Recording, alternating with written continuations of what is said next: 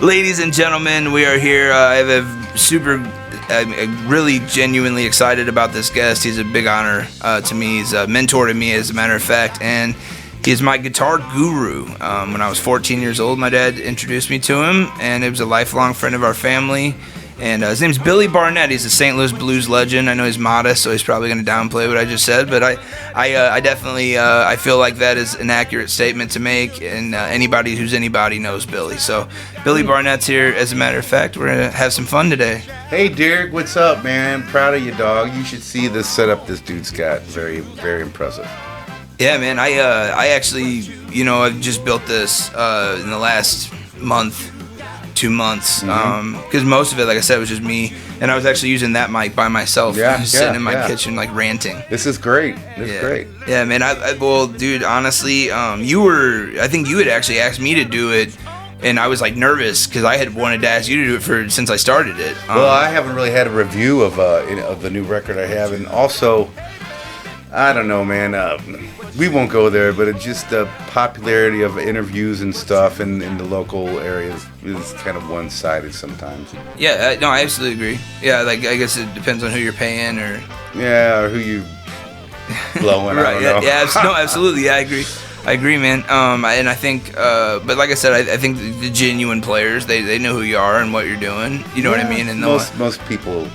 Yeah, I've been when you're in one spot for a while, Yeah, well, and I think we'll go into it more later. But obviously, like you've gotten around and you've done your thing, man. And this is what your 15th album.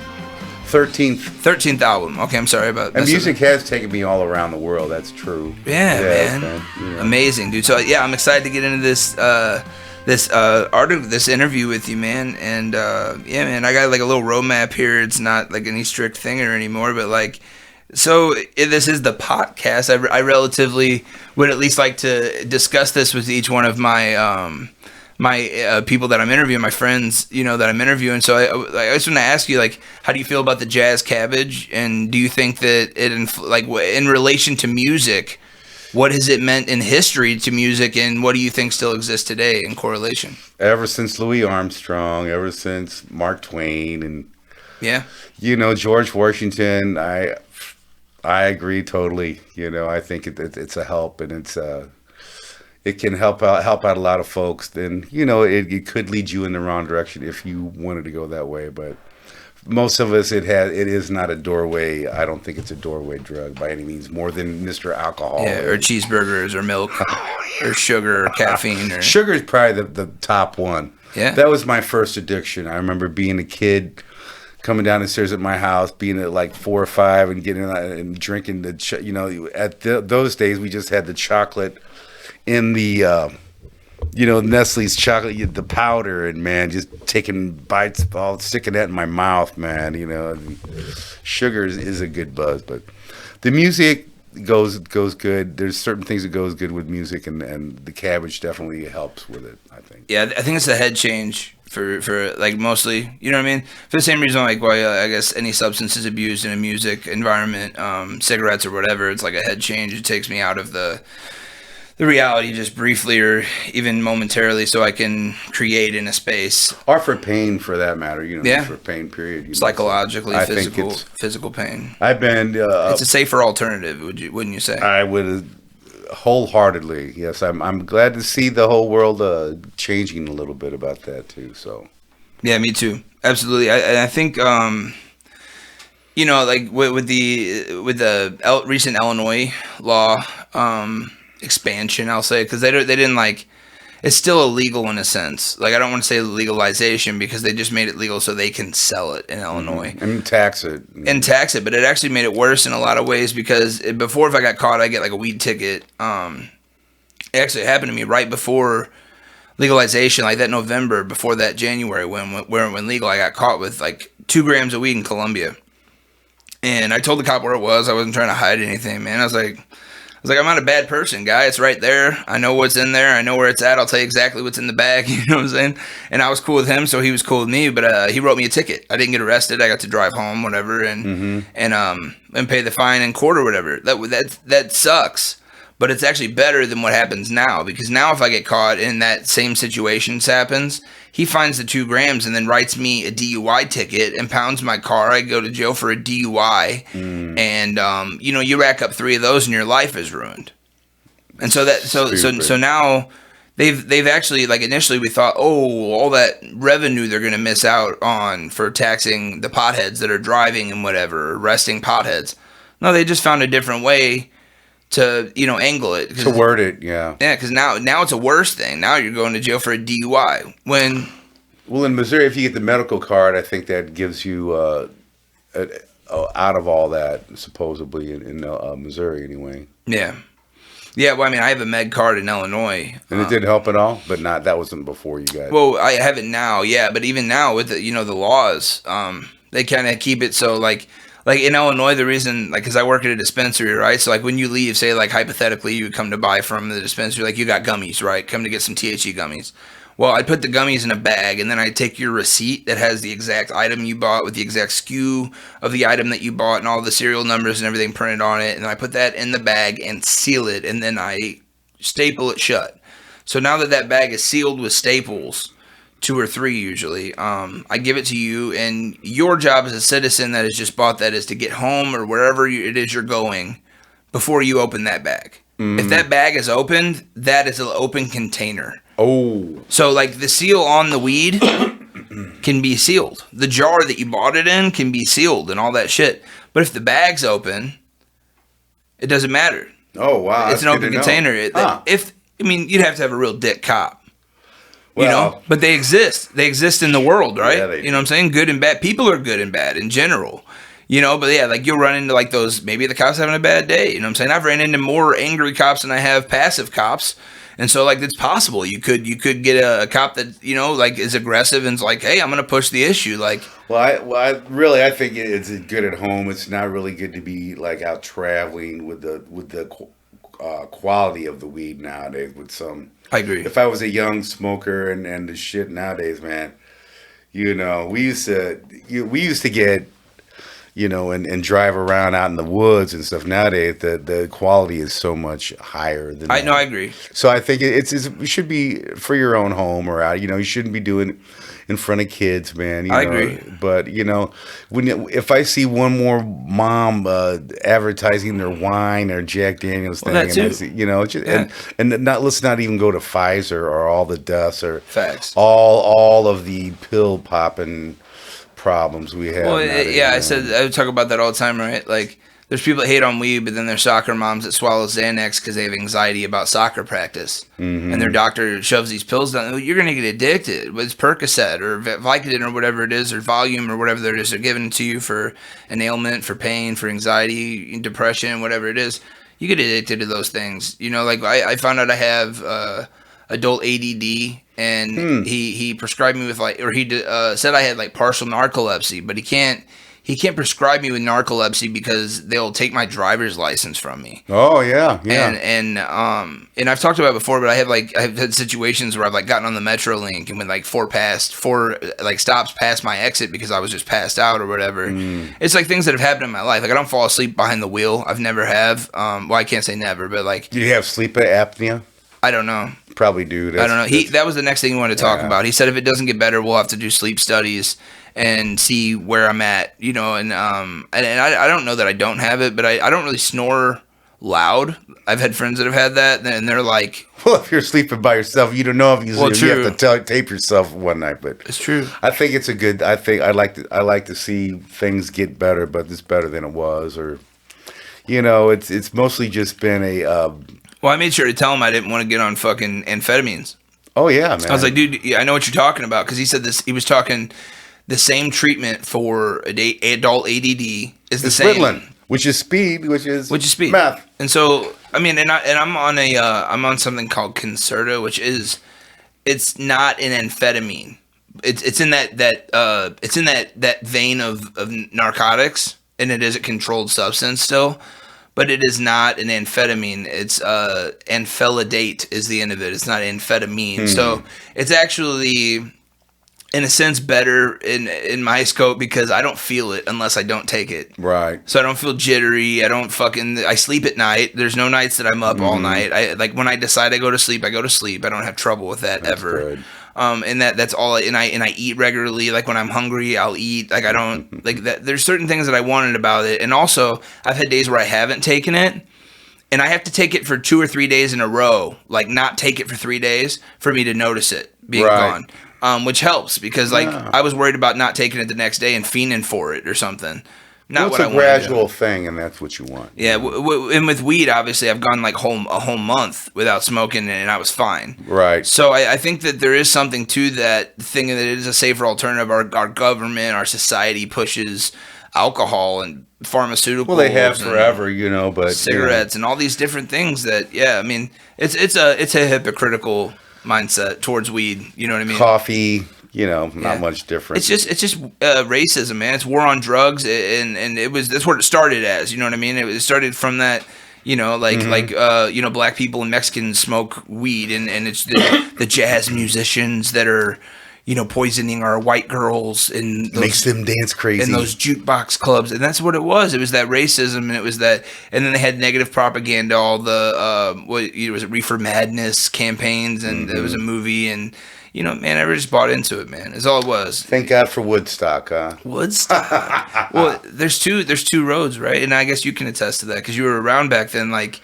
It seems to me like when I talk to older people, there seems to be people that were like had tried everything and like had got experienced in it. Maybe some of them quit doing it and they grew up from it and grew apart from it or whatever. And there's people that didn't, and then those people remained very judgmental. The people that like don't understand it or maybe didn't experience it, like they remained very judgmental and very closed-minded because they like fed into the propaganda. And it like became their truth in some sense. Well, that was just bringing people together through music, and there was no hate, there was no prejudice. Really, it was all about a bunch of hippies being in love and the music, and that the '70s. Like when I was raised up, the first records I was given when the kid was my brother giving me the Jimmy's first record, and the Beatles going, "These are two really good records," Yeah. So that kind of. Shifts your I love that. I love that style of like music. What is it called? Like when you pass something down to somebody, like I'm like indoctrination almost. Like you know what I mean? Like I'm almost like passing this like ritual. The passing of the torch. It really is, and we do it subconsciously too, because like you pick up things like me and my sister when I was younger, we weren't like super close. Even to the point where I wouldn't say like, yeah, I looked up to my sister, but I did. There was like certain things to her, like to her style that she was abundantly much more of a rocker than I was in terms of like wearing black and listening to the heavier music. Whereas like I was like listening to Nirvana and Green Day, and like I had I was like from my dad, like he like Kiss and Cheap Trick. I was very like classic rock and pop rock too. Yeah. Well that too. Which is yeah, because because he liked Elton John, and like I just got open to everything he was listening to. Yeah, my mom was all country, dude. She was fucking and not even country. I'm talking Garth Brooks, Alan Jackson. So this isn't like I'm listening to like new top 40s, 90s country at the time. Well, that's kind of where rock went. Went more country when the rap thing took a hold, because the rock shit kind of went. Yeah. Well, they wanted to push the polarity, right? Like it's like oh, well, they're going there, we're going here. Isn't that Lil Nas? It had the horse song. Yeah, well, he had blew up on TikTok with a song about he like created a Red Dead Redemption, which is it's a cowboy game. It's smart marketing, man. And it was like a country beat with a guitar, and he had like wrote a joke song, country. Like, what would I write about if I was a rapper? Rapping about riding a horse. Well, I'm riding on, and that's what he did. And then it blew up on TikTok. Billy Ray Cyrus saw dollar signs and hit this kid up and was like, well, because what happened was CMT, he charted. It blew up and he charted on CMT's country chart, and then the country artist threw a fucking fit. And they mutinied him. They mutinied him from the country billboard. And Billy Ray Cyrus called him the next day and said, hey, you want to get back up on the country billboard? That's awesome. Beat those motherfuckers and so in their own ass. He literally attached his name to it, put a verse on it, and the next day it was back up on the Billboard fucking 100 for country. with Billy Ray See, Cyrus. that's the, even though, It's smart. older, and I like hip hop and rap, man, but not as much as my kids do. But it does seem like nowadays it's a lot easier for someone unknown to become famous just because of the internet.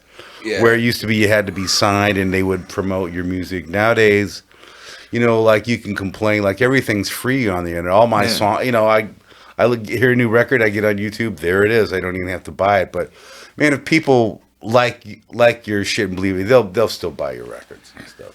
I think so too. What was weird is like especially back in your day, man. Like it was like you almost had to tour to get nationwide net recognition, right? Like if I wanted somebody in fucking Kalamazoo to hear my record, I have to go to Kalamazoo. That's why Ted Nugent was so popular, because he toured 8 days a week for like 20 years, and really that's the only way to do it. And I did my share of touring too, man. It's tough. It's not like you said, the bandit, you looked up to there. He was selling merch, and then he was setting the shit up, and then you saw him on stage, like, oh, he's the guy. Yeah. So, but you got to be the guy. And if it was easy, positions. everybody would be doing it. But Yeah. So it was like pretty tiring though, yeah, like doing it night after night and having to like put on the juice. But it's like you're also like living, and I wouldn't say a dream because it's definitely not dream worthy, but it's you're living a vision that you've almost anticipated, right? Like you're slap happy about like that experience, and so you're maybe not in the moment, but I'm sure you're looking back on it with some type of nostalgia. Yeah. Well, in a sense, the music will take you all over the place, man. Just like but it. Like we started talking about it does help to have a little relief now and then as we're talking. Yeah, I think when it comes to music, man, I really dove in, and I think people like you and my dad, and obviously my grandma, and just like the whole family experience that I had and that you had, it definitely shaped who we are as people. And when it comes to the thing with my dad. He taught me a lot, including, because he's a drummer. I'm not a drummer, and so it kind of came down to this thing where, I did the thing. I got to, set it aside for you, man. It's all good. Yeah, you can let it out if you need to, bro. It's all good. But, he started playing drums, and I'm not a drummer, obviously. So I kind of got into the thing where I'm like, I have bad rhythm even. Like, even now, I'm not the best with rhythm. I work on, focusing on that and staying on key. When I sing, because those are things that came naturally to him that didn't come to me, and like you said, it might skip a generation. He didn't start out as a drummer though. Well, no, he was a singer. Yeah, and then he wanted to play drums, and then eventually started playing drums. That's awesome, man. He became a good little drummer too, man. Well, not now, dude. Compared to what I wasn't around back then, obviously, but he tells me he's better now than he is. Dude, he's kicking ass now, dude. Yeah, I played drums with him last night. And he was doing some fills and shit. And I don't tell him this because I don't want to inflate his ego. He doesn't listen to my podcast. And he might listen to this episode because you're on. But, it's funny. Shout out to my dad. But Jamie Carter. Yeah, man. But he's a great singer. And he plays the shit out of those drums, man. He plays the shit out of them now. And, I'm happy for him. Proud of him for learning how to do it, But, and I just, I think there's something to that, right? Like the natural ability. Mm-hmm. And did you know that some of that is genetic, passed through might be your great grandfather? That's what I mean. Yeah, that's what I'm saying. I think right. There's something to that, right? The natural ability, picking up on that, and just having I guess some people would call it talent, but you have to work at that, right? I have a daughter who's 25 or 27 now. I haven't seen her since she was 3. But I know for a fact she's always into Bowie and all this cool music, and also is an artist. That's from my DNA. That's wild, bro. That's nothing from her mother's part. So your brother, Dick, was friends with Robert. Yeah. Mm-hmm. Robert has a very similar thing that happened because his daughter Kelly, who never knew Robert very well, she was very young when her and Robert got separated from each other, and she grew up without him in her life. And even worse, she grew up without him in a negative light in her life, as in she wasn't allowed to know about him or learn about him. Mm-hmm. When I tell you that 20 years later we meet her and she has the same politics as him and listens to the Beatles and has the same style as him and reminds my grandmother of her son, it's the weirdest thing And hearing your story, like you haven't seen her since she was 3, and all of a sudden she has like. I probably won't see her unless I become wealthy from my music. Well, I'm saying your DNA bubbling up though is amazing, and it's cool to music. Amazing. Well, it'll find its way out, man. Yeah, that's amazing, dude. Why? Like I personally, just while I'm here, I want to thank you for what you've done for me in terms of like inspiration and guidance. Even when I was young, like I remember like there was like one period of time where like you were teaching me lessons. And you had like I guess like a lot of people that wanted to do lessons with you, and I was like fucking off or whatever, and you were like, "What are we doing here?" Because like you give me something. It was like 2 lessons prior to work on, and I didn't do it. You know what I'm saying? And you would like pulled it out of your back pocket like quiz time, and I didn't. I was like I hadn't sharpened my pencil in 2 weeks. You know what I'm saying? So yeah, like I wasn't prepared, and and it kind of like put the foot in my ass. Like I remember like the next practice I had it down and whatever, and I just remember like picking up that concept of like wood shedding from you, and just like there's a lot from you that I just like sponged from just being not only in the lesson room but like hearing you speak about how you approach music and writing music and so like I'd like to talk to you about that a little. If you'd like to just speak about like where you started in terms of like bands and because I remember like Dad was saying like you or even you told me once that like you used to sit in your basement or whatever and play along with like Santana and like. Oh sure, well I taught my brother Rich had a guitar, my mom's guitar, and he would sit in the room and just kind of go like this, and I would hear it from the other one going. And I was like, man, I could probably fucking do better than that. So. I got it from him, and my mom actually showed me my first few chords, but it was a love for music from the get-go. And then I got in a band. There was a guy in town who worked on the railroad, and to keep his kids at home, he bought the best gear possible. His name was Wooters. And there's a band in Dupo called The Image, and they had the best gear. Kenny Wooters? And Alan Wooters is the brother, two brothers. My dad told me this story as well. So they broke up. They got mad, and his son, Bobby, also played drums, so I got in a band with him. So when I'm 14, mind you, this is why I still like to play loud. I had a Sun Coliseum stack. These are 2 full 412 cabinets with a 1,000-watt head and a Fender Twin like that. I was playing through that, and the bass player, Larry Morton, had a stack, and the drummer had a double set of because the band, they got mad at each other, and they just quit, so I was like, well, I guess we can play the quit. So I got into that, and then that band, we played VFWs and stuff, and eventually, actually, the bass player that I played in the band with now is a multi-millionaire, and he is the CEO of a famous the Hal Leonard music publishing. Larry Morton. So my dad told me about that. Yeah, and Bobby's done good too. I would hope by this age I'd accomplish more happening in my life. But actually, man, on top of everything, I'm at a good spot where I'm at. Where you've been very blessed in the family realm of your life in terms of what I mean. Like, I got 2 great kids, surrounded by love. My wife is a supporter of me. I mean, this is my 13th record, and she's always heard me go, "Honey, this will be the last one." Holding it down. Yeah, that's great, man. Well, what I'll do is like for my entertainment, a lot of times I'll just like loop something, or I'll singing to my phone. I got like a bunch of little ditties. I did the same. Then I'll put it on the my little 16-track analog or digital, and then I'll work on those. So, and then I'll like this batch of tunes from this record I did. I came from 150 songs that I had, and I'll just 150 songs. So those 11 songs. Yeah. So I have enough for I've got 13. Quantity, I don't know, man. Quality over quantity, yeah. I tend to put records out. I'll do a batch of songs, and I won't finish anything until I won't start anything new until I finish it. That's one thing I am proud of myself. I won't like I know a bunch of dudes with 1 million songs, and they won't never finish. They won't never put anything out because they're. You gotta know, and I am not a perfectionist either. I will fucking let some bad notes hang out. I really don't care, man. It's not like I have a producer. It's like you just put stuff out.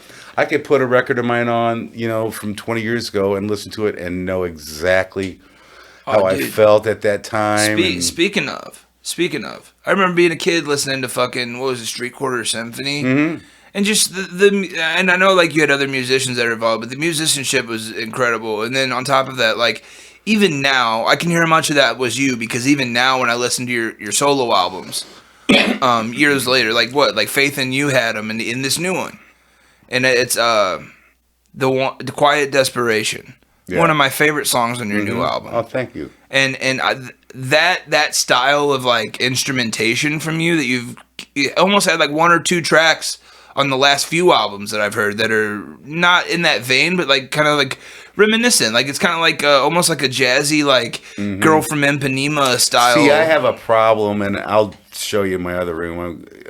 A lot of, I've got 1 million tapes, I've got 1 million CDs, 1 million records, and it's from all kinds of music. And I grew up loving all kinds of music and wanting to learn all kinds of music. So the only negative aspect of that is people can't pigeonhole you, and that's the only way they can market you. Like, okay, you're a blues guy. Yeah. I can market you as that. Well, I'm not a blues guy. Right. But you're a rock guy. Well, no, I'm not really a rock guy, but I started out, well, then you're a fusion guy. Well, to a certain extent, or you're a jazz guy. Well, I really can't stand to play anything all fucking night long, the same stuff all night long. Well, you're crazy. Me knowing you and hearing you and being a fan of like your playing, you're all of that. Everything you just, every genre that you just shot off, you're all of that. Like in classical, I play at home. The only music I don't like is I don't really know. Yeah, I haven't heard. I love world music, man. I love hearing people play music from other countries and rap or whatever the fuck, man. Yeah.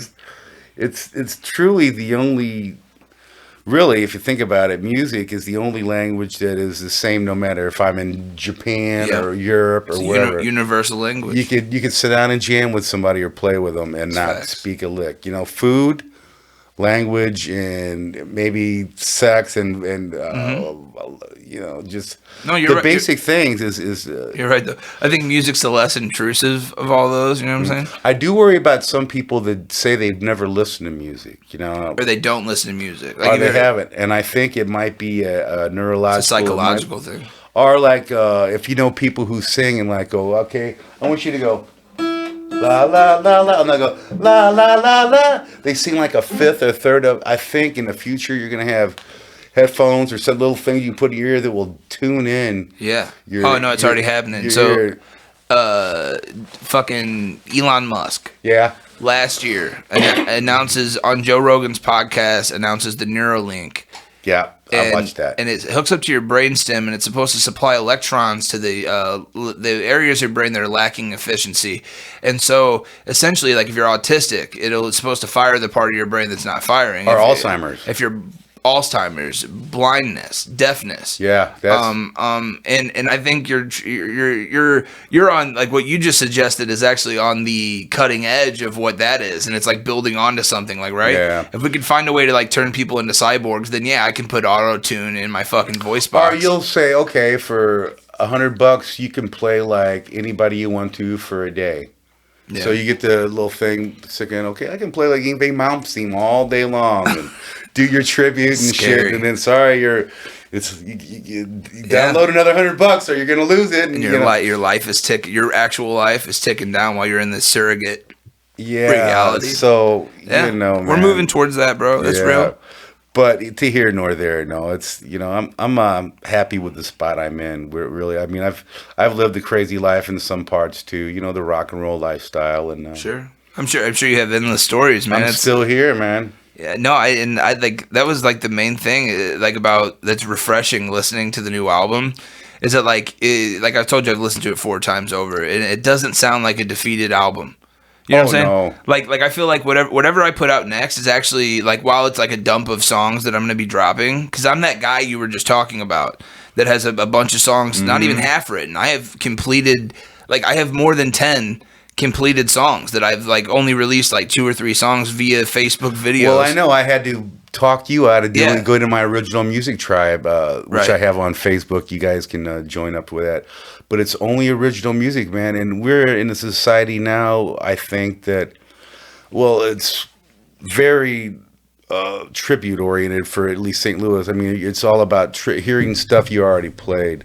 Original music is like almost been like, whatever fuck do your stuff, but to a writer, man, that's the biggest high I get, man. Me too. Of a new song that like haunts me, and I'm working on it, man. It's like, wow, you know, and you want to get excited about it, and it can be adverse to you if you're in a project and you can't get anybody else into it, or nobody gives a shit. It makes you think like, I think that that's been the biggest deflation. Or worrying about what other people think. Fuck it, man. You know, I saw a video of some girl playing, and she had a pretty little dress on. She was an average player, and it had a green screen in back of her. And a couple of guys said, "Oh, your playing sucks," and I was like, that wasn't very nice, And I responded like, "Well, let's see your video, or let's hear your original song." Right. Oh, you don't got one, do you? Right, and I think that's true. It's true, but like people are going to critique you either way. The only thing is, I've realized that I have to sell to that guy. That's what sucks. So like, not only does that guy get to critique my music without any fucking like leg to stand on, like you have no validity in terms of music or expression, or like, why the fuck do you get to have the opinion about my music that you can't create? Or there might be people trolling just a harsh. But I'm saying not only does that exist, where like he does have the right to speak on whatever the fuck I'm doing without him having any type of leg to stand on, but I also now have to sell to him and get him to buy what he doesn't want to buy. And so you're like selling shoes to a shoemaker that hates you. That's how I feel. And man, like I think that was like the biggest deflation. And even in like the rap music thing, like it was fun. Like we did a lot of things. I played a lot of big shows. It was a unique experience. Skull Kids, right? Skull Kids. Yeah, it definitely sharpened my lyrical abilities. And I think now coming back to the guitar and going back to my roots, I'm a much better lyricist. Like much better lyricist. You can put down rap and all you want, man, but rappers have such a control in just the lyricism and how to put words together that. Yeah. They've lost in the rock and roll thing. Yeah, they bend the English language in a sense. The way slant rhymes work. Having a wide pool of to choose from. So I think it all could come back together though. I think there'll always be a place for. I think everybody's got a song in them. I think everybody's got at least one fucking good song. Man. Yeah. Like you said, are the people that say they don't listen to music or they don't like music, you're a fucking psychopath. I seriously see that person murdering people. Like I don't find, because like there's a very human connection to music that I think, like you're saying, like it's a universal language. I think like most everyone. Well, what's the first thing as an embryo that we hear? Yeah, it got to be. What is? I mean, sounds, right? Vibration. What is the sound? Vibration. What's the first sound that you would actually go, wow, I hear something in there? What do you think? Boom, boom. Yeah, sure. Boom, heartbeat boom. with rhythm. You hear your mama's heartbeat. The next thing you would hear her talk and her sing, and then you hear the voice. So vibration. That's why rhythm and I ask people a lot of my students still. I go, what is music? What's music?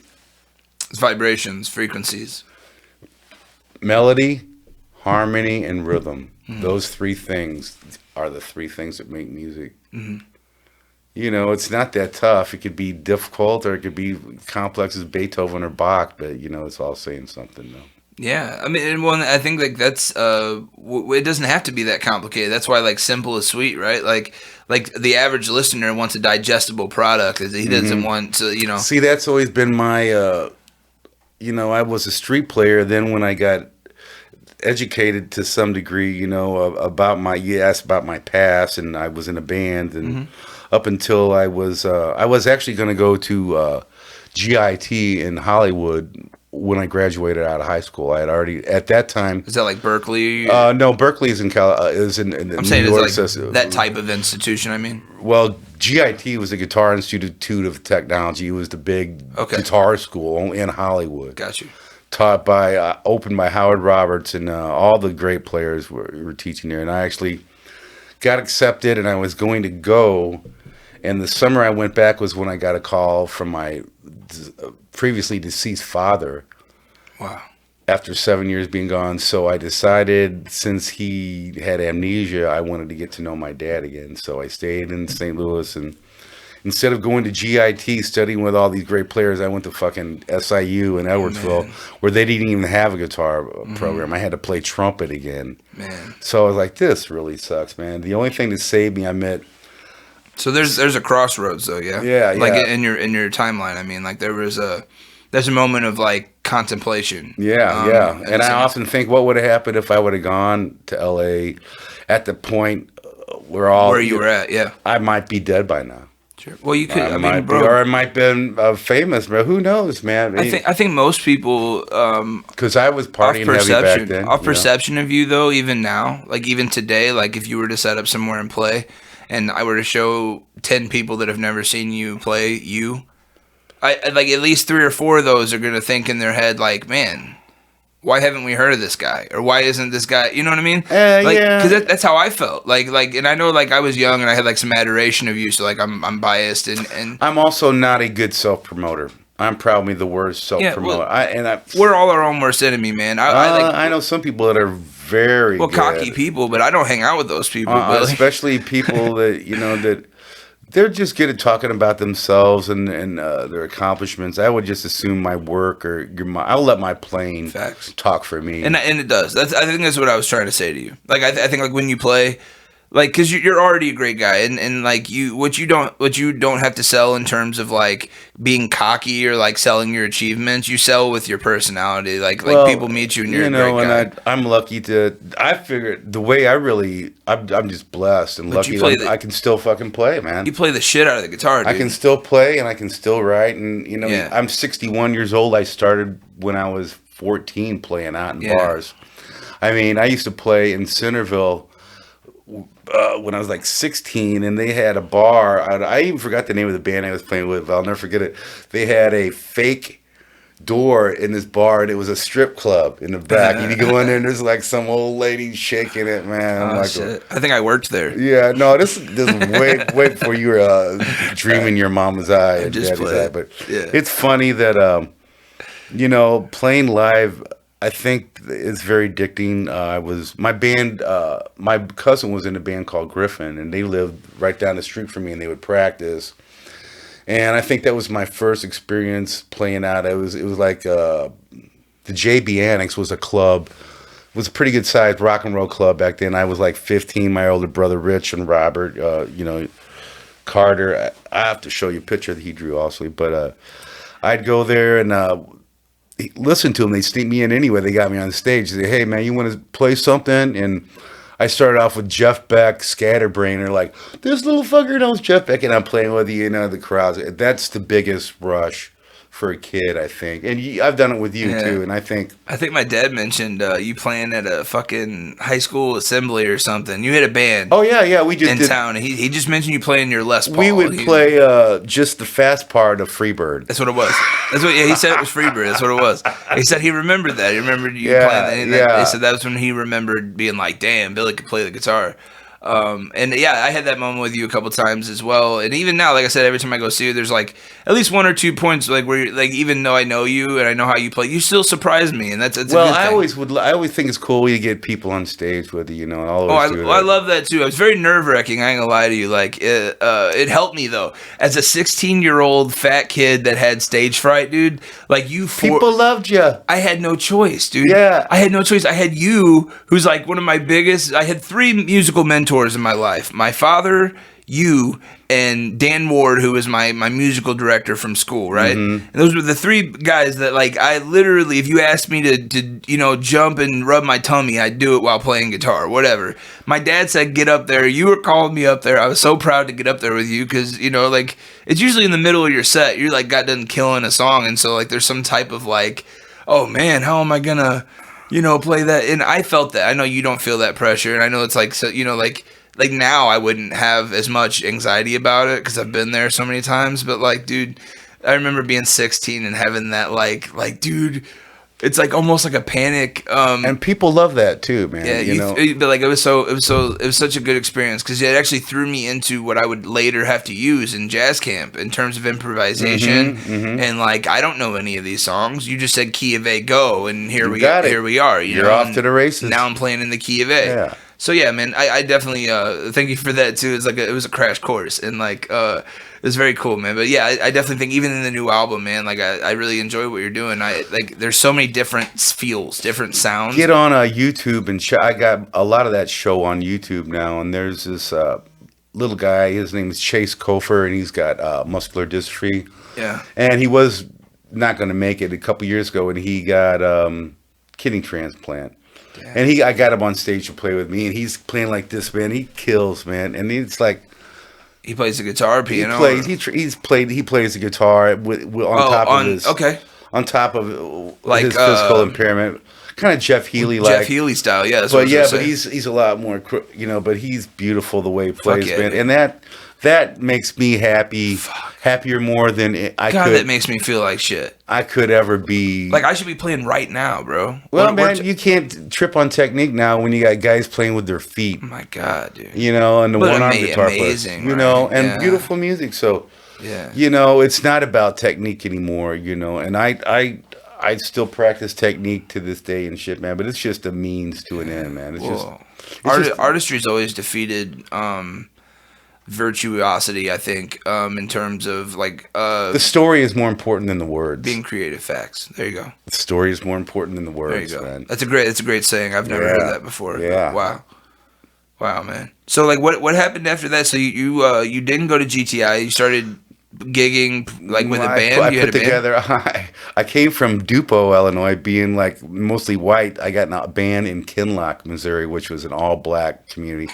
I was the only white guy in the band, and met some great musicians, and I got more into fusion, and I met a percussion player named Marvin Bollier, and his name was Mabu, actually, that I have a song named after that guy, and he was the head of the African dance tribe, man. He was the best fucking conga player I've ever heard, man. I learned to play rhythm guitar playing with this guy, man. He'd always say, Billy, just sing stuff your own way, and do stuff your own way, and that stuck with me too, Mike. Just be yourself, man. And we're so hung up on trying to, be, especially nowadays with everything Pro Tooled and fixed perfect and shit, man.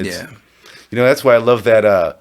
There's Quantized Doctor I heard on Facebook, which is pretty funny. That dude, I have that. Did you see? It was a guy, and he had he takes like Van Halen songs or Stone songs and quantizes them perfectly, and they sound so hilarious, man. Stuff's meant to be a little off kilter. There's actually, it's funny because there's like plenty of plugins that exist that are made to perfectly align things, and even when I was like learning how to make beats, it's funny you say that because you're gonna think this is funny potentially, because I got a kick out of it as a guitar player, as like someone coming from a musician background. When I was in college 2 years ago doing this beat production thing, they started talking about beat production. I laughed. I was like, oh, there's a beat class. That's funny. It's beatology. You know what I mean? And I'm like, okay, well, I started taking it. Well, I get into it really, like really get into it because I'm good at it. Turns out I have symphonies in my head, and now I have a vessel with endless amount of instruments and endless amount of drums and whatever, and I have a way to do this now. And so, yeah, I think it's funny that, I kind of got into the, I got into the whole beat production thing, got into doing but there's a whole chapter I thought it was funny in this book called Humanization. It's called Humanization, and it's all about how you take a computer musician that's programming things and find a way to edit the levels in terms of velocity. Put mistakes into it, basically. Yeah, like I'm changing the exactly. I'm adding the accents of the hi-hat, like as if like someone were playing a hi-hat. That's like doing complete analog clean or digital clean, and then we're going to add the analog distortion to it. It's funny. Going backwards, but we're still searching for it. It is, man. But like, yeah, we were talking about this off the air, but like I do think everything's coming full circle. Like the reel's coming back. Like you said, we sampled everything. So we've had the digital age since the '90s now. They're like we're sick of the synths. The synths are there. We have them, and it's a tool now. Like it's a tool we've added to the tool belt, but everything's going back to full circle. Like the record I did 2 different rhythm sections, one day live, and then I did the other one live. I did them. We didn't. I mean, it was all live, and then I added on my parts later on. Yeah, dude. I saw how many for people that haven't bought the album yet. And I say, yeah, because you totally fucking should. The list of musicians is on one end of the back cover, and like it's longer than the track listing because of how many people he had included. And man, it's just, I mean, it just goes like that's a testament, honestly, to how many people know and really fuck with Billy in a legit way, because he's a really great guy and musician. I think that you know, like if this is honestly one of my favorite albums that I've heard from you. I mean, I think I grew up listening to Mississippi Mud more than any of them. And then well, there's I mean, two of them are Beatles. I copped off the. Loved I mean, it. all Loved of them are different songs. I love it. No, the one song what is it, number? It's probably more rock oriented than I've had. Dude, reminded me of the Beatles, and I fucking love it, dude. Yeah, it's totally. Well, that's my brother Rusty was a huge Beatle freak, and they're in his memory. Well, once I saw the name, like once you put the parentheses and a memory of Rusty, it was tough to do, man. I recorded the CD party I did, and his family was in front of me, man. I couldn't sing it. Tough. Couldn't sing it, dog. It's like I've sang it at my mom's funeral, my dad's funeral. That's rough. But man, when they're staring up at you, it was fucking tough. I didn't record that because it was too painful, man. Yeah. Understood, man. Yeah, I couldn't. I played at my grandpa's funeral, but I couldn't do my grandma's. Mm-hmm. I couldn't do it. I was just too distraught. But like, yeah, I know what you mean. It's very even like strong enough to get up there and try. Oh yeah, that's rough. That's harder than playing with any like your greatest musician that you'd be scared to play with. That fucking makes that look like taking a shit. I do want to dig into this eventually, but I do find your story particularly interesting because like eventually your musicianship goes a different way. So you had various bands, and then you end up in Branson at some point in your life. Well, I had been on the road with my band, and it was actually the story is after I quit Street Corner, I toured with them for a while. Then you could talk about Street Corner too. Street Corner is a great band. I played with them for 15 years. We toured all over the place. Even went to Andros Island, and we did California, and we did all the regional tours. It was a good experience for me playing with these guys. They were all older than me, and then. After that, I started my own band with this guy, a friend of mine, and I'm not going to say his name, but he was on tour with the Four Tops and the Temptations, and he got sick of touring with them and went back to St. Louis to play. And I snagged him up, man. He's a fantastic bass player. I had a killer band at that time. It was probably about 15, 20 years ago, and we were in Kansas City playing at a place called Blaney's, and I had Dave Matthews, manager, in the audience. It was packed, jam-packed. Wow. Walk into play, man. It was kind of weird because they had somebody's birthday party, and they had a birthday stripper, and the red light was on her. So anyway, my bass player, man, he was acting funny, man. Just made it better. Yeah. He thought he was in hell. He must have had a nervous breakdown. Anyway, we get up to play. He was on mushrooms. I don't know what he was on. I don't know. I don't think he was on anything. He just snapped. Anyway, he's up. We're playing. Start the gig out, man. He just looks at me. Oh, he's your bass player. My bass player. Oh, I'm sorry. This is a packed house, and he just starts going. Got you.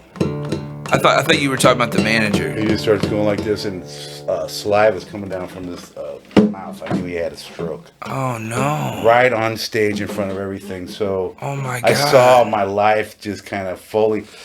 My another person in the band, she played violin and sang stuff. She took him to the emergency room, and I tried to finish the night off. It was horrible. It was one of my worst. I remember tuning my guitar down and plugging into the bass amp.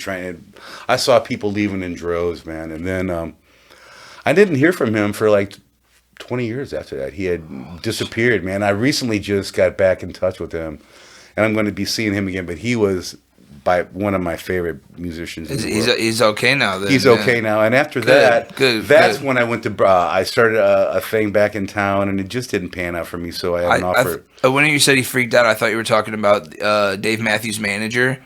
And I was like, that's why I said I thought he was like maybe on motion. I was just playing because you said you thought he was. No, in hell. He was in the audience. They were actually checking us out. They were we were starting to get a little buzz. It's very unfortunate, man. And then I saw that happen, and then all that happened, and plus I had the situation where I lost custody of my daughter, and I had to offer to move to Branson, and I did, but it was horrible, man. I played 7 nights a week, probably the most money I ever made. Yeah. Wearing a monkey suit. Oh. we would have rehearsals. You looked very nice. I saw a photo of you. Like we would have rehearsal. I never got to see the town because we worked 7 nights a week. And towards the end of the year of that place, one thing. He would tell the same jokes all the time. He would say, like, at 3 o'clock during the show, he'd go, I went fishing with Jim Stafford. I ate his bait. He. And, the bass player, I noticed, started laughing hysterically. I'm talking hysterically. And I'm talking to my other buddy guitar. I go, man, he's going to lose it, dude. I have a feeling. So after the week went on, he's getting crazier. Eventually, he was found running around in the parking lot naked. The bass player? They had to take him away at the Hoo Hoo farm, so I got stuck on bass. Oh. So now I'm playing bass at a theater doing Phantom of the Opera, all this shit. Damn. And I didn't read bass clef that well, so I had to like write the names of their notes, and I finally did and figured it out. But they liked my bass playing, and I didn't like it. So because you're a guitar player. That's when I brought my fretless bass out. So they got another bass player after that. But then it was towards the end of the year, and I would go to a club and try to maybe get lucky. I'd be at the bar, and I'd have a gay dancer come up to me and go, man, I really like the way they fit those jeans. It was like, oh, damn. You did have a pretty legit mullet back then. It was pretty majestic. I hooked up with this one waitress, and, I don't do drugs as far as downers and stuff like that. And she said, hey, we're going to this party. You want to take a couple Quaaludes or something? I go, I guess, no. So anyway, I did, and we went to the party. Oh, no. Went to the party. It happened to be at Osmond's house. You've never done Quaaludes before? Not really. Oh, man. So I don't remember much about it. I'm with her at the party, and we go by this one place, and there's a room, and there were 2 guys looking at, like, gay porn or something. I was like, hey, you want to see a real thing? And I pulled my pants down and shook it at him. I don't remember anything. So the next day, at the theater, every morning we would have like 80 people in this one room having a meeting. They said that the next day we had, well, we've been informed that one of our guitar players exposed himself at an Osmond party, and he will no longer be with us. Oh no! So I was fired on the spot, man. At the end. Oh man. So that's a true story, man, from Branson. Well, but the guitar playing, it was just a terrible experience because you had to do the same shit every night. I met a lot of great musicians. Yeah. Man. Actually, half the guys that play with me in my records are from there. They were all from Berkeley and Boston. They were all great musicians where they couldn't find a job in Nashville, so they'd go to Branson. I think it definitely stacked onto your experience, man. It did, and then got out of that, came back, and I've been, I was in the Smash band for a while, and I was in a horrible wedding band, and now I'm kind of just on my own. I'm contemplating doing a little side jobs with a lady doing a blues thing, and I'm also doing a Little Feat tribute to. When I was younger, like I was like 16, 17, I guess, like 10 years ago or so. Didn't you have 2 bands? You had Billy Barnett band, and then you had the Movers blues or something. Band and the Movers, yeah. Okay, and the Movers was just like you, and then Kim, and then whoever you had. And I was doing a lot of classic rock, which I still. Dude, I can do a whole night of Trower or Hendrix. I can do a whole night of. Captain Beefheart or Zap. I mean, you're very versatile. I'll say that. Like, even one night, spend anybody go see Acoustibilly. You'll see how versatile you are. But very versatile. Some people don't like that. Other people do, and I don't really give a shit at this point in my life. I think you're what you do. I'm gonna do what I'm gonna do. What you do is so authentic, dude. Like because the way you do it is authentic, is what I mean. So like whatever your song you're playing, it sounds like you're playing it from you. So. You're a vessel for this song or this story that you're telling. You know what I mean? You don't necessarily. So, I'm still lucky. I'm blessed, man. I appreciate you for having me on here to talk about stuff, man. Really, such an honor. Really Billy. Cool. Such an honor, bro. Like, and I do want to dig in on this album. So, there's a couple. So you do dig into your songwriting when you get back, right? And like you're not just doing like bar gigs and stuff. Like, so you have 13 albums. When did you start releasing Billy Barnett albums? When I had written all the Street Corner stuff too previously. Okay. So those, and I've got another album by them I'm gonna have out pretty soon that I recorded, and then I had a band before that I did original stuff. Okay, so you've been dropping. My first original song was called the Les Paul Blues. I wanted a Les Paul and I couldn't afford one. A 58 or brand new. Now a 58 Les Paul would be $1 million. Man, ain't that funny? Yeah. Did you ever get anything close to it? A Les Paul? Like lowest year you got in terms of Les Paul that you had? I told you I had the 56. You did have the 56? I had to sell, to get this house. But Man, I still have my old Black Beauty up there, man. Wow. That guitar I've been playing since I was 13. It's amazing. Man, I have that guitar. Still have it. That guitar has been through hell, man. I had it was in a gig bag. My Pinto had broken down from a street corner gig on the way home. And I was walking home. I lived in North County at that time somewhere. And some dudes, about 6 guys in a Cadillac, tried to run over me on the road. Shit. So I bashed their windshield out with the butt of my Les Paul. They all got out. Tried to kick my ass. I took about 3 of them out with my Les Paul butt of my guitar. It snapped the headstock. The next day I go wake up, I'm all black and blue, man. The guitar's got a busted headstock. It's fixed, man, and it sounds better than ever. So the guitar has saved my life, actually. Wow. Has actually saved my life. What a story, dude. Like, yeah, man. That's crazy. I didn't know that. And you don't mess with a big hunk of mahogany upside your head, dog. See, my dad had a like a telephone story, like telephone style story version of that story. He had thought that they had robbed you for it. So he had actually, like, when he had told me about your Les Paul Black Beauty or whatever, he had thought that you had a new one, that wasn't the original. And when I had told him, because you told me a while back, I know this is the one I've had. I told him that. He was like, oh man, I thought it got stolen. Well, there's the real story. So, I mean, I could be wrong that he might have thought that too, but that was my perception. Actually, I had another Les Paul I had to sell, and Gravity had gotten robbed of 2 Les Pauls, right? This was like 20 years ago. They broke in the shop, just stole 2 Les Pauls, and that was it. Jeez. So I'm playing at Pops that night. I play a black Les Paul, right? So I'm on my break, and this guy comes up and he goes, hey, man, I see you like black Les Pauls. And I'm going, well, yes, I like black Les Pauls. He goes, well, I have 2. I'm gonna be selling real soon. I said, well, meet me right here. I'll get you the money right there. So met him there. The cop showed up, busted him, man. Goddamn. What are the chances? What are the chances? Dumb motherfucker, man. Dude, I remember, speaking of, like, whenever I was like, about that time, it was like 2015, something like that. No, not even 2005, 2006. My decades are off, sorry. 2006, dude, I remember going to see you at fucking 1860s or whatever it was, someplace down in Soulard. I think it was 1860s or whatever.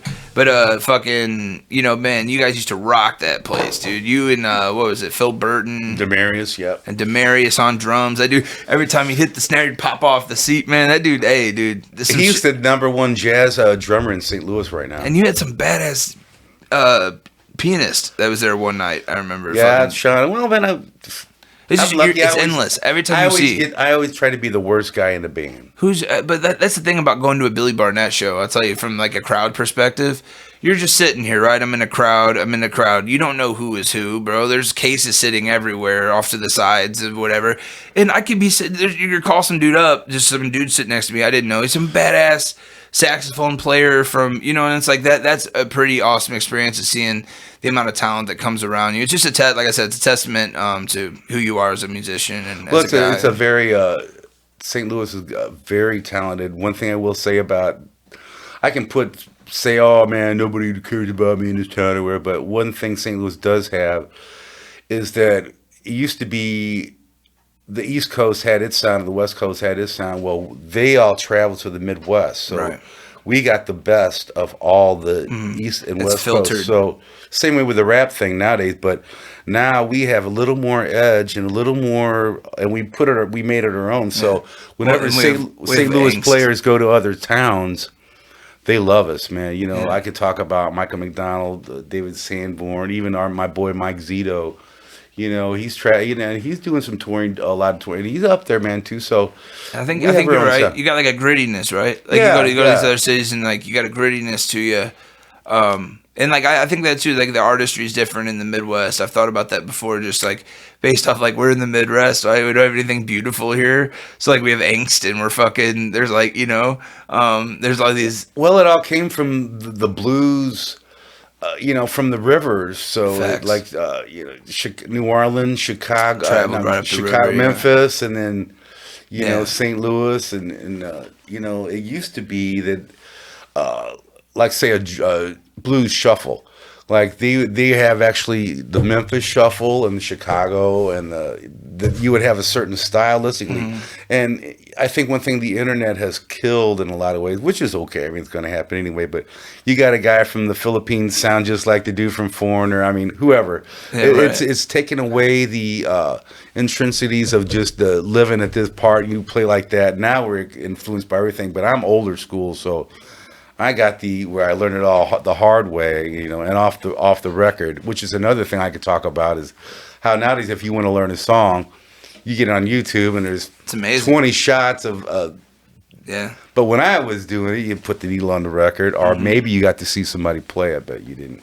Yeah, You man. know, Well, I think yeah, you only time getting to see Santana play was like the Woodstock thing. He's tripping on mescaline, and it's like you know, like how am I following his hands? Well, dude's amazing, and I think his guitar neck turns you into a snake. that's what he said. He said it was a snake. He said he was off of like a bunch of mescaline. Well, they put him on way early. They said, "I'll have plenty exactly. of time." Well, no. He thought he had 8 hours.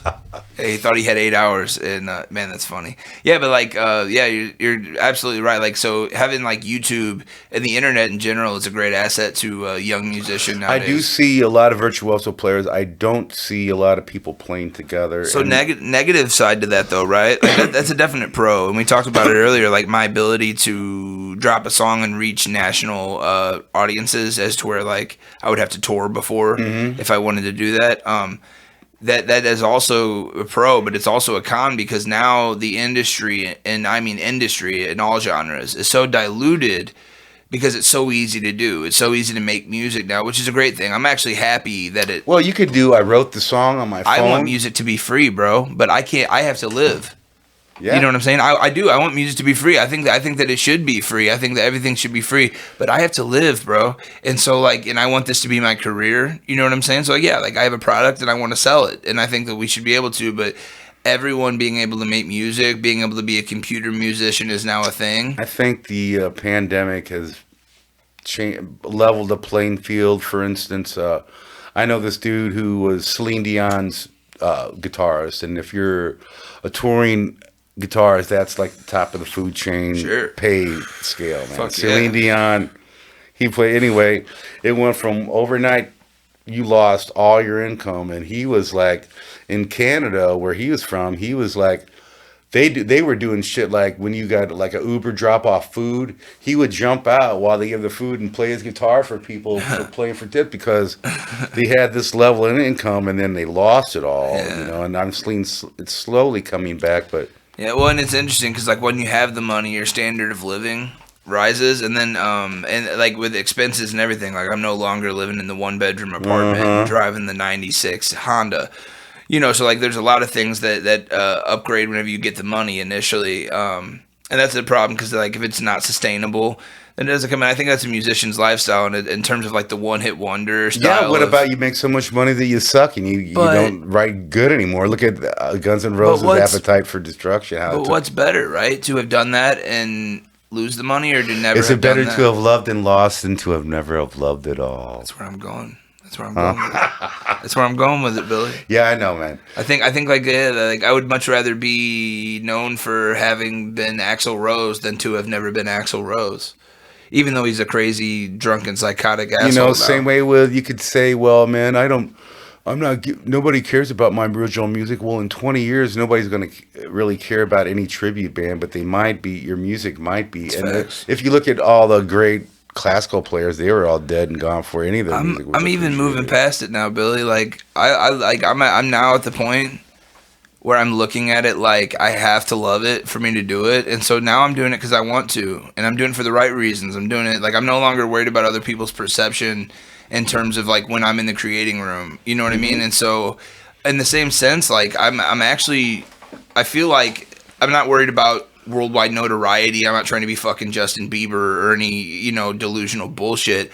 Comfortable would be great.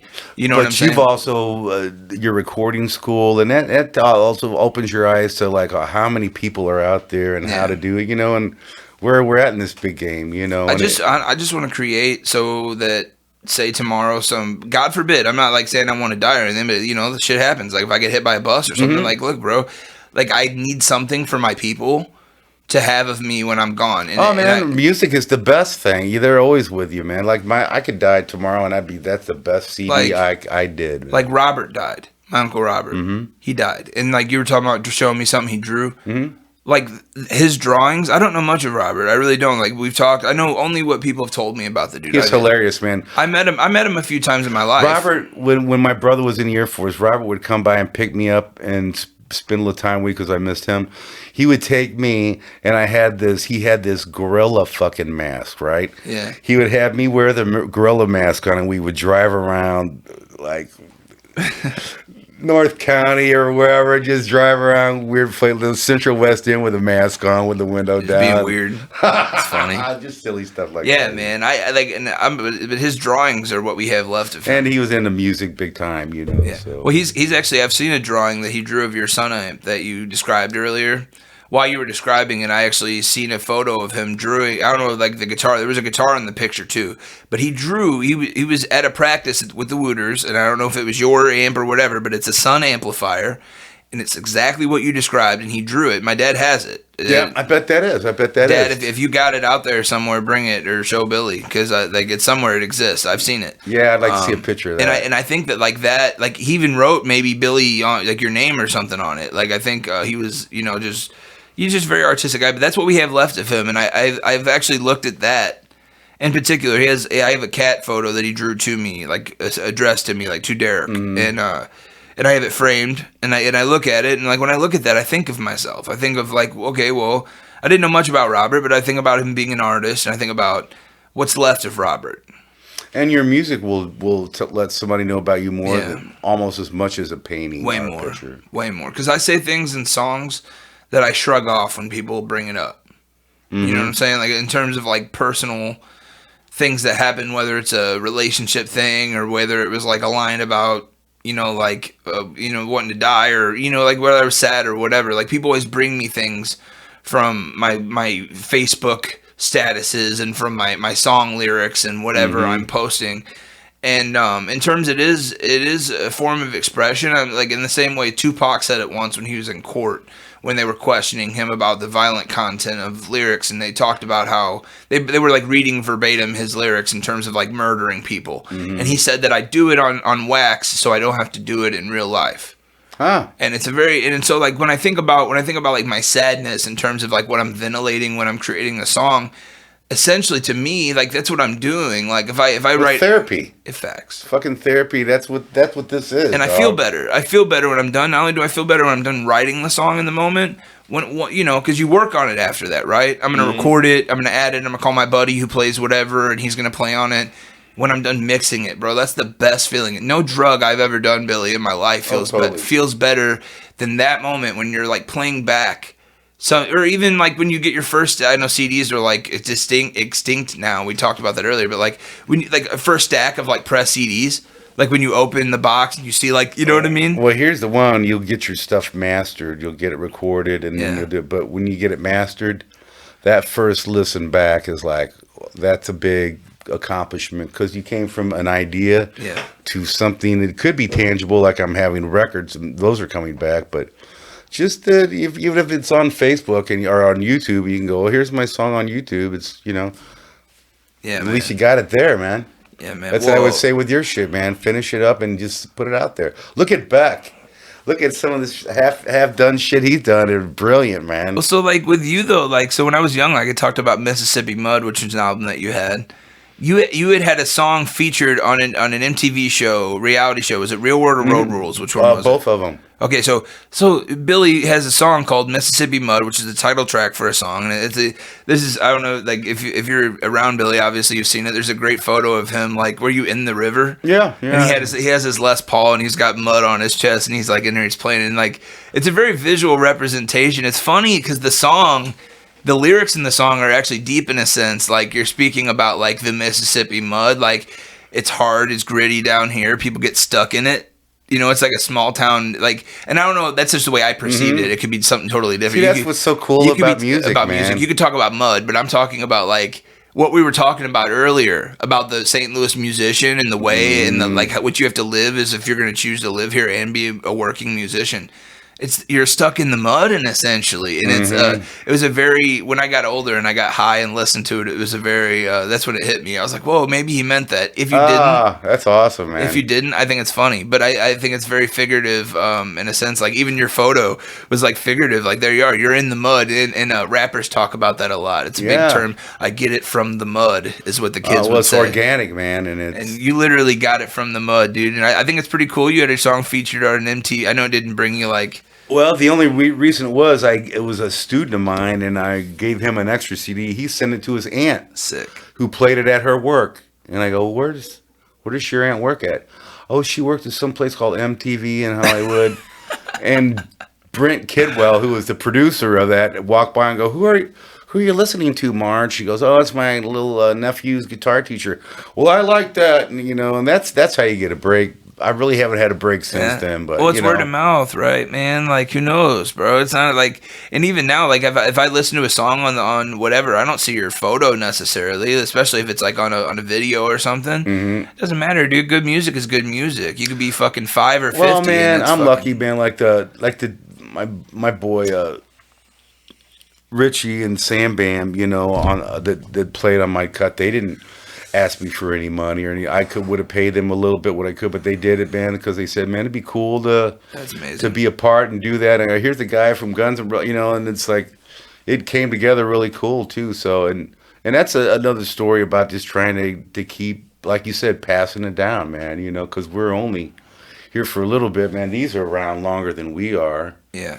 We're just caretakers, and the music, man, should just be like stories of live your life, good or bad. Write it down.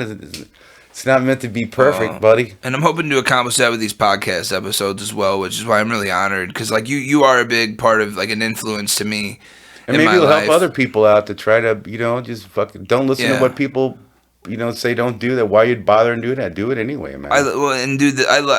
We could talk about this album now because we've gone through what you've gone through, kind of in a very nutshell kind of way. But when we talk about this album in particular, I was, as a listener, I'm celebrating because it like I said it earlier, it doesn't sound like a defeated album. It doesn't sound like, oh, this might be my last album. No, man. It doesn't sound like that, dude. This is some of your best work. And you wouldn't put it out anyway, because how it is when you do music, you'll like be excited, you put it out, and maybe nothing happens with it, and you'll get like, oh, I guess I was no good, and then or it wasn't good enough, and then you go, well, I hear this other music and it kind of sucks, and why is it? You can't really deal with it. I get mad and inspired when what I hear do. shit I on the just radio. go home and write more, and I'll go, man, I'm not ever going to do another CD. And next thing I know, like my players now got 100 songs on. It's like, well, fuck, I guess.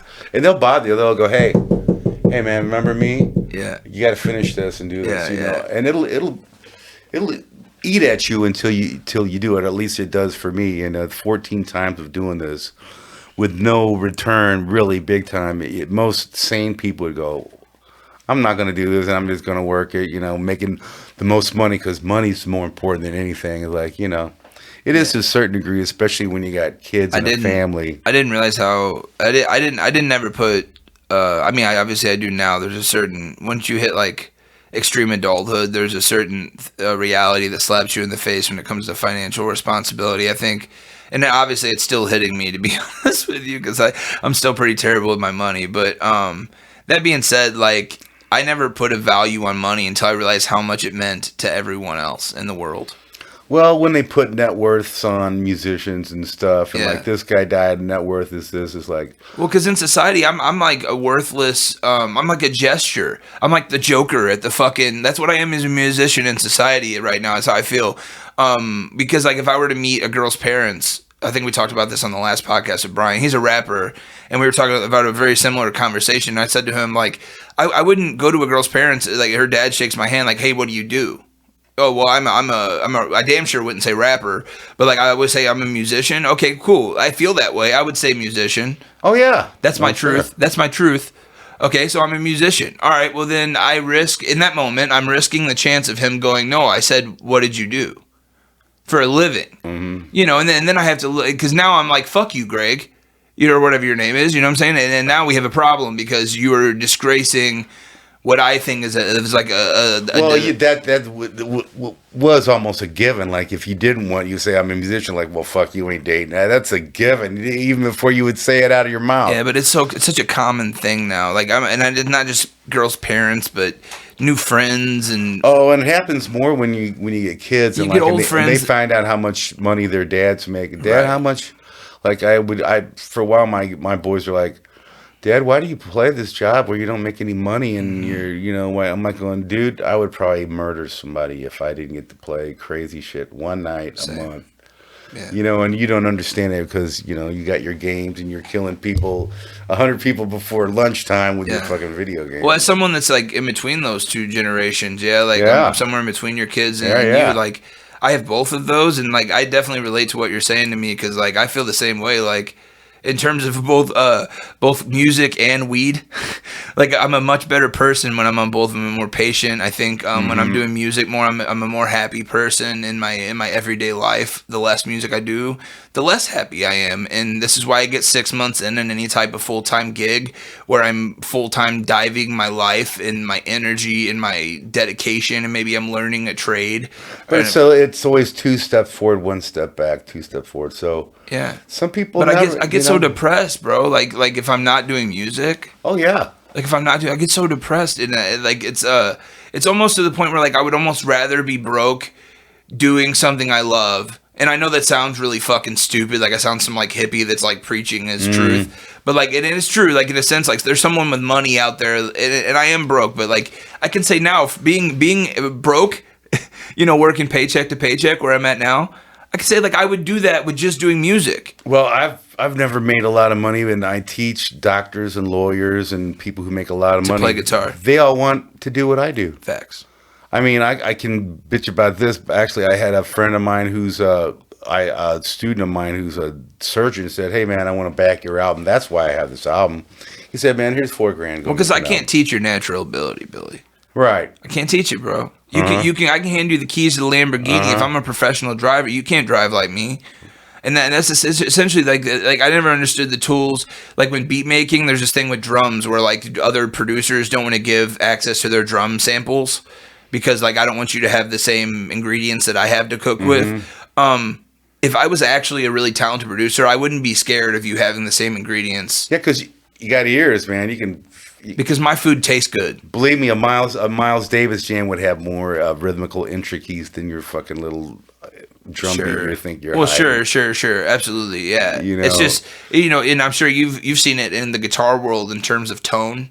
Guys like protecting their tone and like Eddie their Van Halen gear. would turn his back on when people are looking. He's. Yeah, I've seen guys like tape guards in front of their amplifier settings. Yeah, that's ridiculous. Well, because they don't want people to touch it, but they also don't want people to see it. Right. Stuff like that's stupid. I never got it. But yeah, man, I think you can't. And I mean, you taught me a lot, and I still have your lessons written down, your handwritten lessons. Oh, cool. I'm gonna sell them on eBay one day, dude. Right, yeah. But man, this album's great, dude. So there's a couple songs. Like I already talked to you. One of my favorite songs on here is "Quiet Desperation." And I know that's a very special song to you because it's about your friend. But even before I looked at the track listing, I was just listening to it. And off Dry Listen, that's one of my favorite songs instrumentally. Yeah, it's got a lot of layers on it. It sounds great. Like instrumentally, it's great. Vocally, it's great. Lyrically, it's great. I really love that song.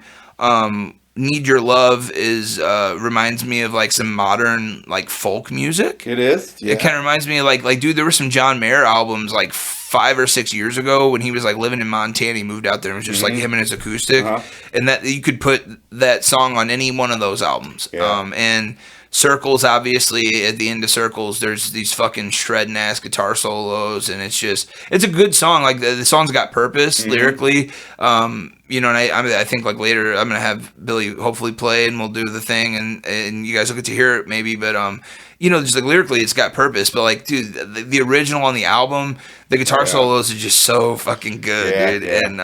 And like it keeps going, man. End of the World was fun. I like that one because of you. So like, what if you had to pick? And obviously the title track, "Hold On," is the first song on the whole CD. And honestly, did you write that in COVID in 2020? The song? Not really. I think I just got off on the Satisfaction Vox Tone Bender. I was into that fuzz. And it's it's the same exact pedal used on Satisfaction. If you put on the Stone Satisfaction, that's exactly and you can't get that pedal. It sounds anymore. great. It sounds great. But that was based on a riff, and I wanted to do something positive also. Yeah. Through COVID too, because there's so much negativity everywhere, man. You don't have to look for negative. Well, that's what I wanted to highlight. I'm glad you said that because that's try to be positive. It definitely aligned with what people needed to hear. I think, and in a sense, like even the people around you, like because this is who you're gonna like. If I'm handwriting letters and I'm gonna like write as many letters I can write before my hand falls off, and then I'm gonna hand them out. Right, it's only gonna get as far as my friends and we can reach. Right, so essentially, if that's what this album does, cool. Yeah, good analogy. But like, dude, if you can spread positivity to the people directly in your life, what better influence are you gonna have? Like those are results, right? Like if you could tell somebody that you love to hold on so that like they don't lose hope, like dude, it's that's something that benefits you in a sense. I'm a selfish person, we all are. In terms of love, like I love you and I don't want to see you go anywhere. And like sometimes that holds us back. Like the people that you love will be the first ones to talk you out of success. You only hurt the ones you love. Right? Facts. Yeah, man. And then in different ways, we might think that we're loving them, and and it's different. But like in a sense, like this is like genuine love because you're telling people to hold on. You're giving them that inspiration. I like that song, and I see why you. And this is a really awesome image on the front of the album too. It's funny. That's Dave Probst who did that. He's cool, man. He's the main guy, man. It's cool, man. And there's actually a photo that he is it on the inside? Yep. So like that photo is so sick. There's a drone shot of Billy with all of his guitars laid around him, and it's like the coolest image of him. Like I want it on a poster or something. But you'll get it when you get the record. There's a fold out in the record. I'm gonna frame it. Yeah. Man, and most of those were used on this is the first record I actually used a lot of different amps and guitars and was cool. There's this guy Carlos Alomar who is Bowie's guitar player, really good podcast. You should watch. It's called All Things Guitar. Sure, I'll check it out. He interviews him, and I think like this too, which is a weird way to think. Whenever you have a original song of yours that you're doing, you hear three guitar players in your head. When you hear a song, a rhythm, a lead, and harmony, or like an alternate. Right. So you're hearing those parts before they're done. I found that in beat production. Same shit. So that's what I did with that. I started out with a telly through a twin clean, doing all the rhythm parts, and I added different. And that's really it's hard to do it live. That's why if I would do it live, I'd need another. And I would love to play with another guitar player. I think it's great with two guitar players in a band. Our two keyboard players, man. You need a piano player, a B3 player, and a rhythm guitar player. Fuck, man. Dude. You just sail on top of everything. It's hard to play in a trio. I mean, I hear Jimmy and Eric Clapton and all the guys that I grew up on loving, man, that's fucking hard to play. Not only do you guys Stevie, right? Double Trouble, right? He still had, Well, yeah, right. The Reese Gaines on the dude on the keyboard that came later. Can't take anything away from Stevie. Facts, but I mean, yeah, like bare bones, like that was, he put out what he put out, But I think with you, man, like you throw down too, even with the 3-piece. Like I've seen you with just, I've seen you with just you and Kim and somebody, or you and Phil and Demarius and or Dimitri. That's funner. That's all fun, man. Playing solo or playing with a band. But with you, I think that's almost essential, right? Because you have so many people that come to see you, students, friends, fellow musicians, and you pull so many different horn players, pianists, bass love players, to see that too, guitars. Man. Oh, I love it. People like to see that. I love it. If I didn't know you, and even if I didn't play, and I went to saw you, and I saw you just pull some kid from the crowd, if I saw somebody pull, if I was like able to step outside of myself and see you pull 16-year-old. Now I've seen Metallica do that and Green Day do it, so I'm not the only guy that does it. I think that's a fun as shit, though. I love it though. Like I think that's cool from a crowd perspective. I've seen you do other cool shit. I've seen you. There was one time you were playing and somebody bought you a shot and you like shot the shot, flipped the shot glass over, used it as a slide. Oh yeah, I saw you do that with lighters. Somebody had a lighter on their table. You walked up, grabbed. I've had. Adverts, though, it's kind of funny that they're just bringing wrestling at the Chase back. Did you know that? What's that mean? Wrestling at the Chase Park Plaza. It used to be like back before you were born. They would like all these famous wrestlers would have wrestling before WWE. It was all there. Well, Billy Corrigan is bringing that back. Billy Corgan. Billy Corrigan is the head of that. Pumpkins? Yep. And he was his band came to 1860s and all set in one time. It was Billy Corgan. Yep. And their drummer took my brand new fucking Paul Reed Smith I just got and was just standing there banging on it, man. He was all gagged up or something, and I had to walk up to him and say, "Get the fuck off my guitar!" And I took it away from him and kicked him off. But Billy, I even got a picture of Corrigan back, but he's in St. Louis. But that was just an instance of how fucking cool, sometimes you have to kick people off the stage too. Well, and I don't feel I'll do that as easy. That being said, bringing somebody up. Too. I used to. Well, I guess it's a piece of blues history now that it's in a fucking museum. But every Saturday I would come in for my lesson, and if I didn't, most of the time I wouldn't bring a guitar because Billy would have me. Have a Telecaster in there that I would play, and this Telecaster I didn't appreciate it at the time. Actually, like now I wouldn't play it because it's fucking terrifying. But like Billy didn't think anything. He's like, "Oh fuck it, play it, man. You know, whatever." It's got signatures on it all over the body of this guitar.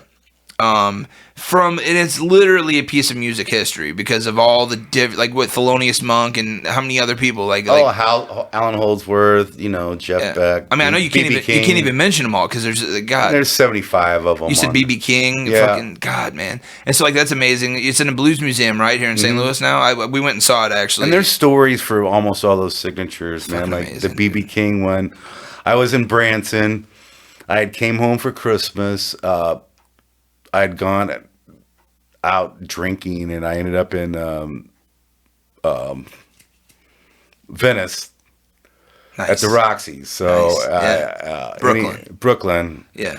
By myself, and I was walking between another club. Anyway, I got jumped by these two dudes, man. Hit me in the eye. I still have the scar on my eye. Not much has changed. So anyway, got home, and I was at a strip club before that. I got home, and my mom's like, I had just gone, she was, "Oh my gosh, it's all right." So anyway, that night I had tickets to see BB King.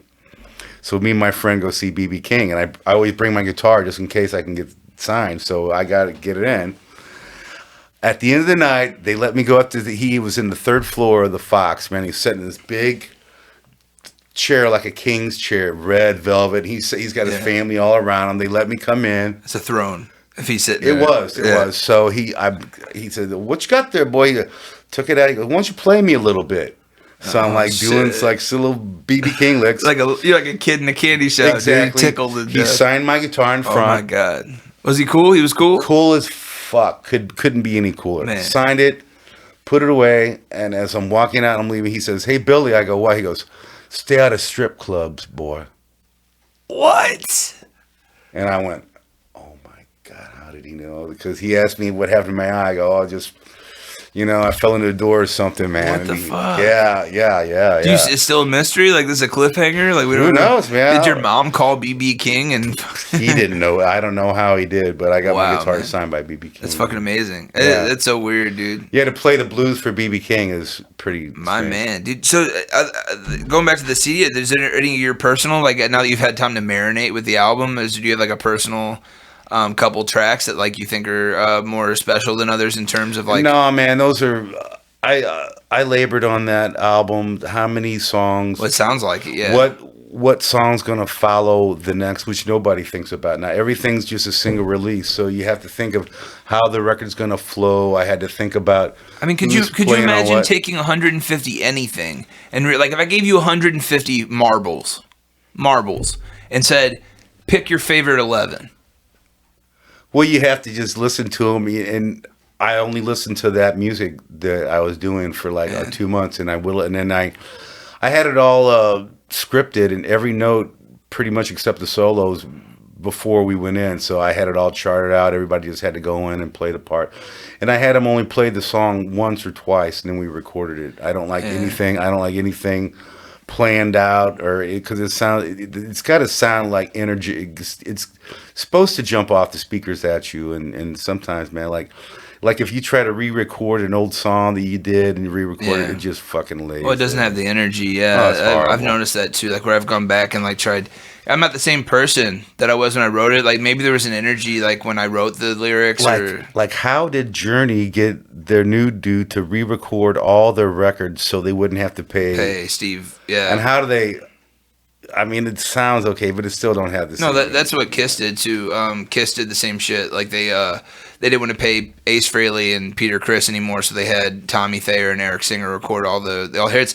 That way, if fucking Paramount or whoever wanted to buy fucking Rock and Roll All Night, then they can buy the new version where they're paying these people as like a hired hand. Mm-hmm. I paid you X amount to come into the studio that day, and you own zero rights to anything because you were a guitar player and I paid you to play the guitar, and so like you don't have any production credits, and to be honest, they wouldn't have it anyway because Tommy Thayer's literally copying Ace Frehley lick for lick. Yeah, that's.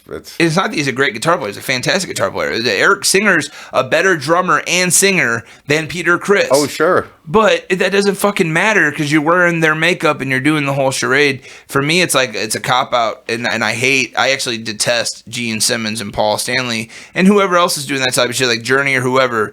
For doing that, because like whoever made you those hits, they should get their production credits. It's greed. Royalties. They should get their royalties. Greed will make anything ugly, man. That's what it is. That's what it is. Like oh, you think I can't do anything about it? Well, watch me cut you off real quick. And Ace is out there playing Kiss songs and they can't do shit about it. Neil Schoen's new facelift cost $150,000, dog. And it don't look right, But he don't look right. Yeah, they just hit Joker. They just hit millions of streams. You shared that. Billion. 1 billion streams. I put on his page on Facebook that I don't want to hear that song anymore, and he took it off. There, That's hilarious. I don't give a fuck. That's hilarious. Neil Schoen. Yeah, that's hilarious. I love it more that you trolled him and he hated it. I love it. I love that shit. Yeah. Well, dude, like if it means anything to you, I would hate to pick. I know these are your babies. But if I had to pick two favorites from me, not that it means anything, I liked 4 and 5. Before I even knew what they were called, before I even saw the parentheses you added, I those off rip, like just back to back, were my two favorite songs musically. Like there's obviously songs like Circles, which has very profound guitar playing. I think on the Middle of a Dream song, I'm playing everything on there but the drums. I'm playing fretless bass and keyboards and everything. I really liked the guitar playing and everything on that, like the musicianship, the songwriting, like. And I must say, Jimmy Griffin really knocked. I don't know why that song doesn't get a Grammy, really, because I had just gave him the basic vocal track, and he goes, "Hey man, I did some stuff to your vocals and." That's what is out of it, and it's fucking incredible, man. That's probably my favorite song on the record, and I don't even sing on it, But yeah, man. Well, shit, dude. Let's fucking let's end it off, man. Let's do a little. So you're gonna play? Do some jamming? Yeah, we'll do one, and I'd like to say thanks, man, for having me on. Dude, I would like to say thank you. It's been fun, man. I'm proud of you, and man, I'm proud. You come from a great family, and you're a great guy. Can't say great kid anymore, but. What the fuck, man? Man. No, I deeply appreciate that, bro. Thank you so much for being on. We're playing Circles. We're gonna play a song called Circles off of Billy's new album. Can you tell them where to get it, Billy? It's just available on all your digital platforms. Right. Yeah, Spotify, YouTube's, all that stuff. Yeah, man, check it out. Billy Barnett. The album is called Hold On. The song's called Circle. Hold on one sec, Billy.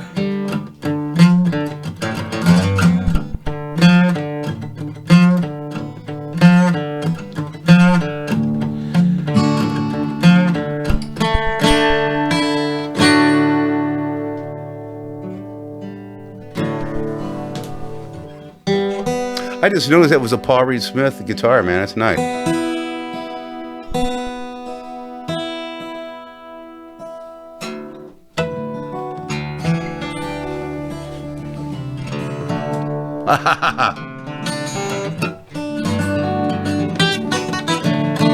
If I'm gonna do, it sound like the Zeppelin you're doing. Yeah, man. I can edit out the tuning song. why it's real.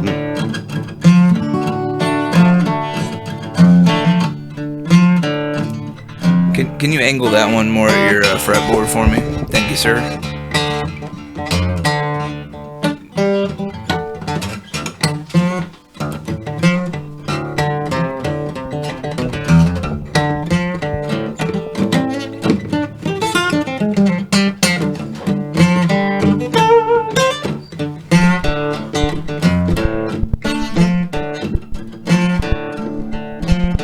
Thank you, sir. Hit me this riff, Derek. Wait, check it.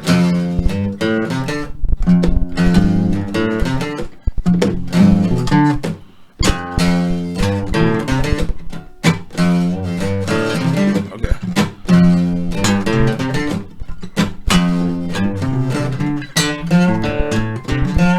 Okay.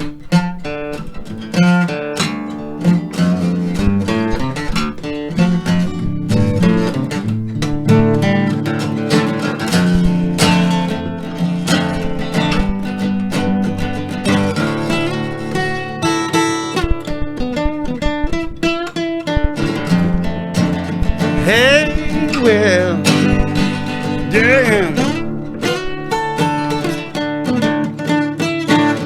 Well, wonder where rock is gone as he moved into a home for the aged and forgotten.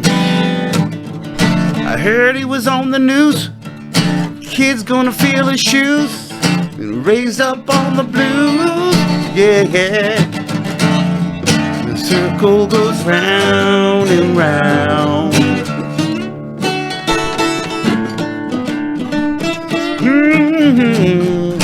Circle goes round and round. Hey, the new kid couldn't compete with the rhythm on the street. Guitar shops cried and weeped.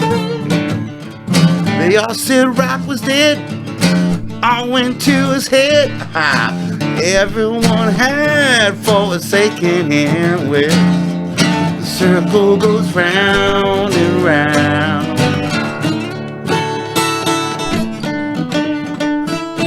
Yeah, the circle goes round and round.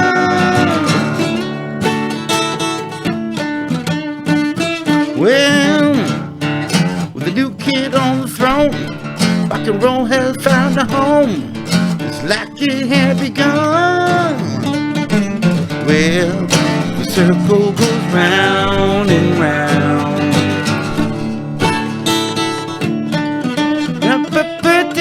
Well, the circle goes round and round. Hey, yeah, yeah. Na na na na na na na na na na na na.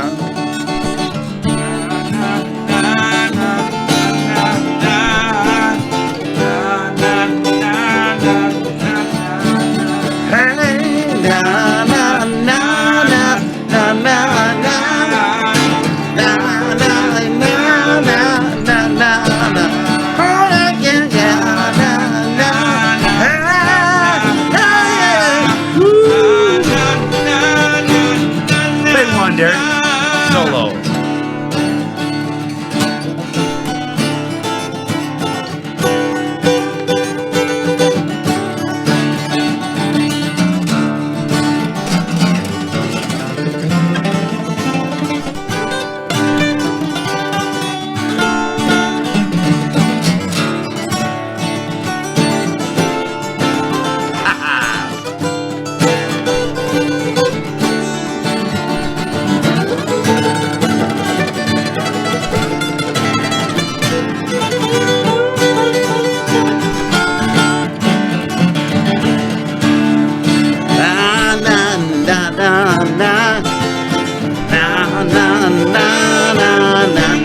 How about this one? Na na na na na na na na na na na. Hey Jude. Na na na na na na.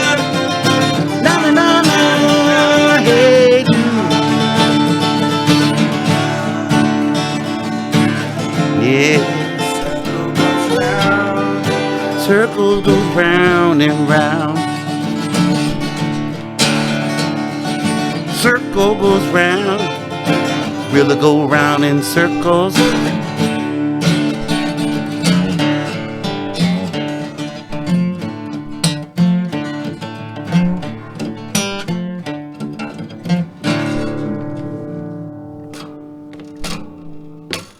All right, man. Hey, man. Hey, I'm sorry if I stepped on your toes, man. I was That's trying beautiful. Trying not to mess up too much. Hey, Beautiful. I'm gonna keep it, bro. Like we could edit it, we could do another take, but honestly, I think I'm gonna keep the OG Fucking badass, one take man. Jake, baby. That's badass, man. That's bones. Hey, man, it's a pleasure to play with you. It's a pleasure to know you as a human Love you, being. man. I love you, man. Seriously, one of the biggest influences in my life in terms of music. I really deeply appreciate you being on this today and spending your time with me. I'm glad Ladies to be on and the gentlemen. planet. Billy fucking Barnett, Billy blank Barnett.